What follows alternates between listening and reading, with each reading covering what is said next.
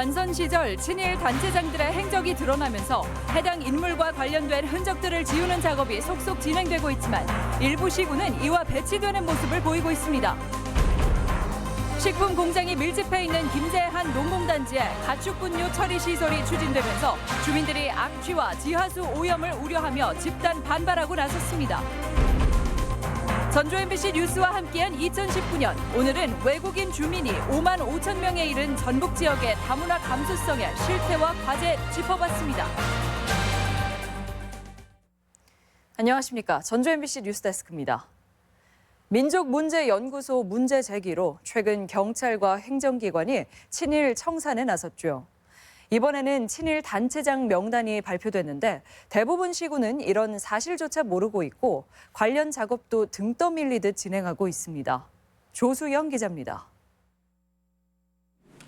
도청태 회의실에 친일 도지사들 사진이 철거됩니다. 12대 도지사를 지낸 이용택.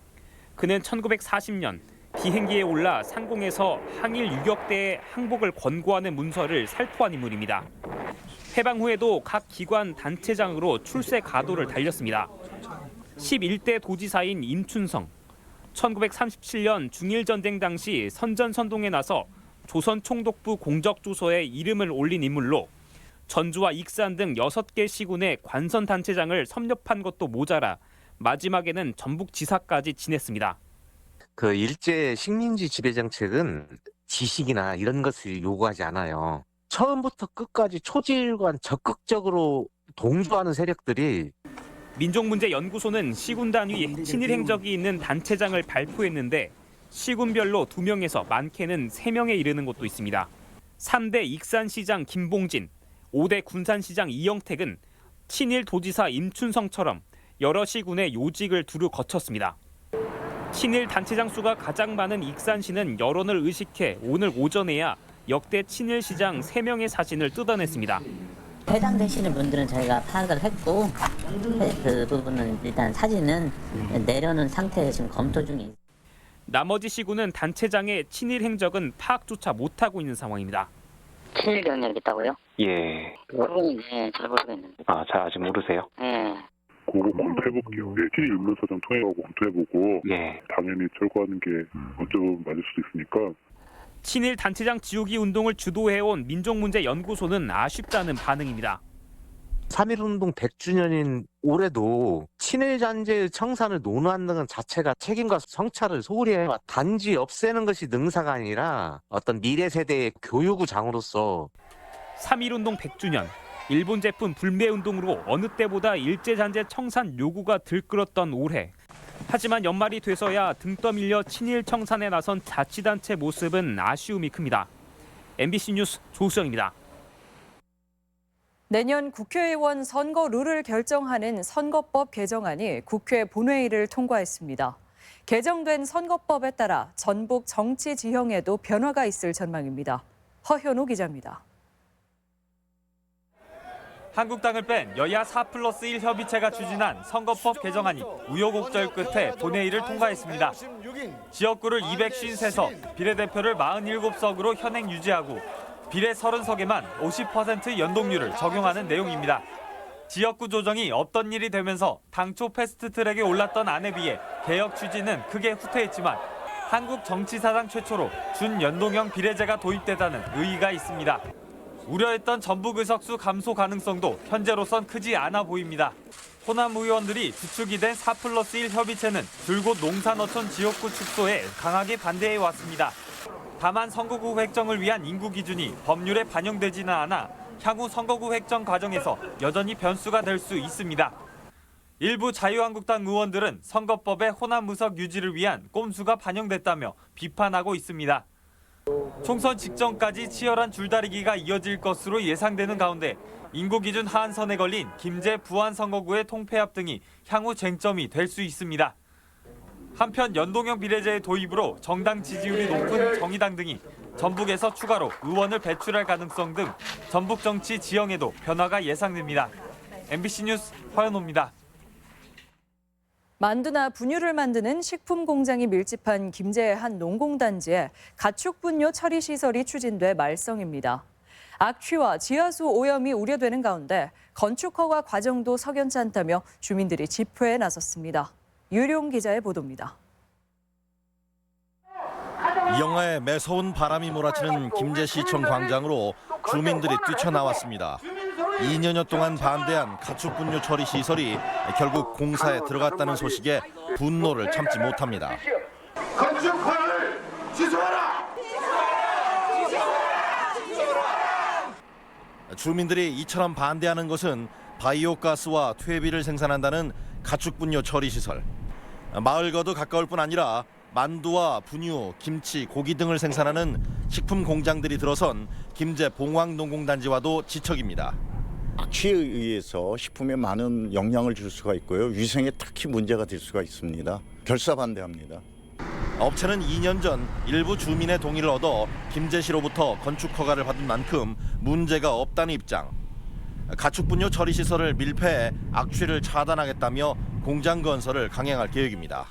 허가 조건은 들어가 있지 않지만 냄새가 난다면 가동 중단하겠다는 조건까지 걸 수 있다고 저희가 말씀을 드렸어요. 그렇게 자신 있게 하고 있는 부분인데.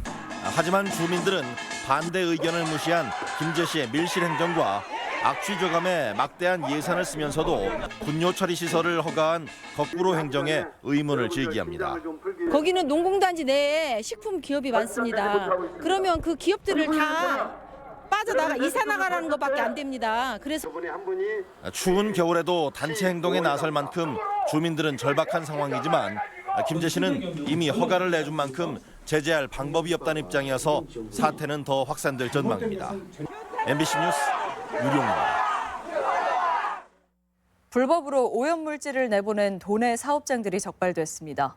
전북지방환경청은 지난달까지 환경오염 영향이 큰 사업장을 중심으로 단속한 결과 41개 사업장에서 68건의 위반 사항을 적발했다고 밝혔습니다.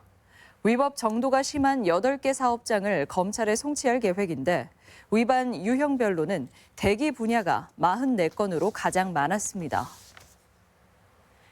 전북지방경찰청은 자녀들의 이름을 자신의 논문에 끼워 넣은 전북대 이모 교수와 자녀 2명 등 관련자 4명을 업무방해와 사기죄 등의 혐의로 검찰에 송치했다고 밝혔습니다. 이 교수는 자녀들을 자신의 논문의 공저자로 등록해 입시 과정에 특혜를 받게 하고 연구비 등을 빼돌린 혐의를 받고 있습니다. 자동차 전장부품 전문 제조 기업인 이시스는 전라북도와 새만금 개발청, 농어촌공사와 협약을 맺고 새만금에 297억 원을 투자하기로 했습니다. 이시스는 군산 새만금 산단 19,000여 제곱미터에 내년 11월까지 공장을 지을 예정으로 이번 투자로 150여 명의 신규 일자리가 창출될 것으로 보입니다.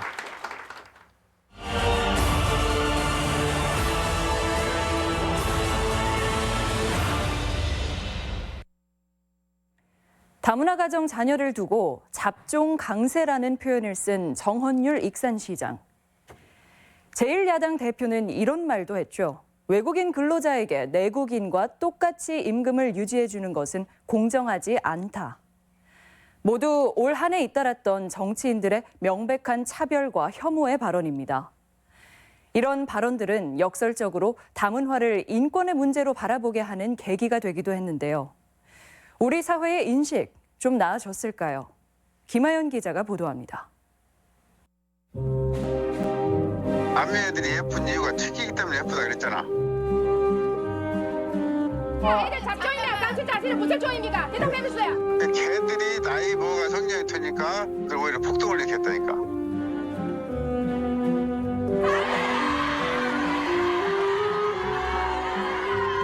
사과를 드립니다.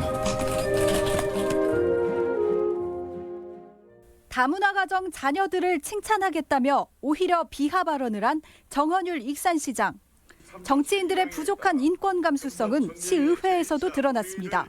정 시장 논란과 관련한 정의당 김수현 의원의 5분 발언을 일부에서 사전에 막으려 한 겁니다. 공정하게 대안을 만들어가고 있는 동료 의원들의 입에 감히 재갈을 물리는 사태를 경험하며 인권 감수성은 우리 의회에서조차 미룰 수 없는 시대의 과제임을. 평화당의 징계 절차도 감감무소식입니다. 사과는 정치적인 행위였을 뿐 실제 책임을 물은 곳은 없었습니다. 당이 이렇게 어수선한 와중에 중앙에 와서 소명을 한번 했거든요. 최고위에서 징계까지는 이르지 않고 있어요. 전국적인 논란 이후 전라북도와 익산시는 각종 다문화 정책을 쏟아냈습니다. 하지만 예산 증가는 미미한 수준.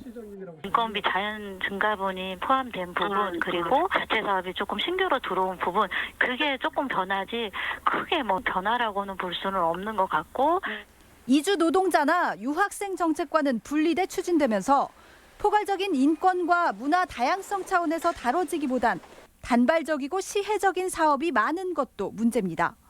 정원율 시장은 약속대로 5차례에 걸쳐 인권 교육을 수강했습니다. 하지만 대형 강의실에서 공무원들을 대동한 방식의 효과는 의문이고 대부분 시군은 그마저도 하지 않고 있습니다. 정원율 시장 발언 논란은 우리 사회에 내재된 뿌리 깊은 차별의식을 수면 위로 드러낸 것이기도 한데요. 전북도민의 다문화 수용성은 48점으로 전국에서도 하위권. 다문화 행사나 교육, 동호회 등에 참여한 적이 있는지 물었더니 이런 경험이 없다는 응답이 98.8%에 달했습니다. 인권 교육과 함께 서로의 문화에 대한 접촉면을 늘려야 한다는 목소리가 나옵니다.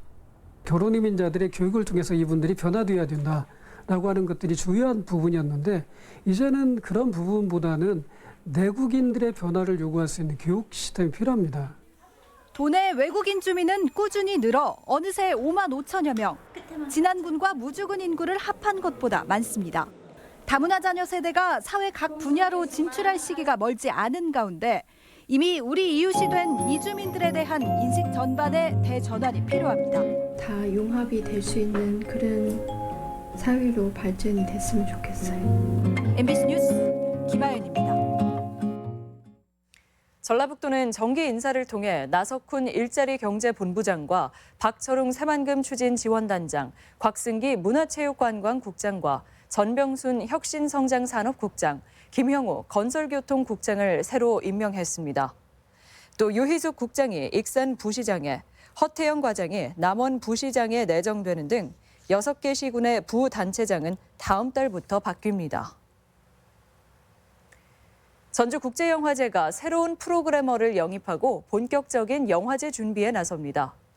새로 합류한 프로그래머는 전진수, 문석 씨로 전 씨는 프랑스 파리 8대학 대학원에서 영화학 석사를 마치고 제천 국제음악영화제에서 프로그래머로 활동해왔습니다.